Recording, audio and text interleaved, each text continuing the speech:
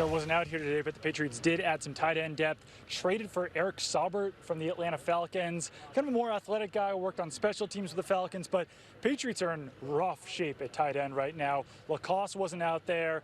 You got Ben Watson facing the 4-game suspension. Steven Anderson was banged up. He wasn't participating fully. So now you're talking about guys like Ryan Izzo, Eric Saubert, Lance Kendricks, who I mentioned was in the red non-contact jersey. So it's interesting to bring a guy in here, but he's definitely going to have a shot to make the roster given the injury situation there. Yeah, it's kind of one of those situations where, hey, man, come on in and see what you can do quickly. And Matt Lacoste from the other evening, we saw him have a couple nice passes down the middle, made some nice tough catches in seam situations.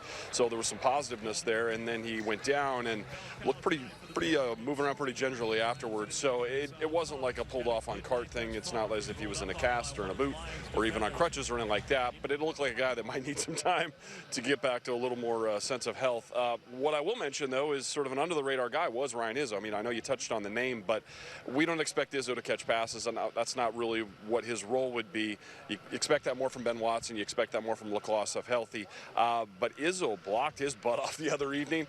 On several instances, I caught him, moving the middle linebacker all the way across the field, being the point of attack on a defensive end.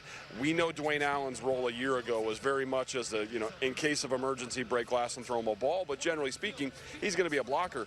Izzo is not a 270 tight end. He's more of a 55, 60 kind of medium-sized guy, but he looks like he's got a nose to block, and that may be a way to earn a role here. Another injury hit here. Isaiah Wynn was back out with the first-team offense in some contact drills, in some 11-on-11s, also participated in 1-on-1s, 2-on-2s. So I kind of expect this to be him kind of going towards a full go here, where we'll probably see him against the Titans in joint practices, and we could actually see this year's preseason debut from him against the Titans as well. Yeah, and it kind of has this feel. We don't know from the outside necessarily, but it kind of has a feel, sort of a tiered plan. Like we've seen them slowly be involved since the first day we got here several weeks ago, with a little drill here, a little conditioning time there. Then these, walking around in team periods with their group, but then when it becomes physical team period, he's not a part. Now when you get into a situation where they allow him to contact other people with pads on, it feels like part of the progression.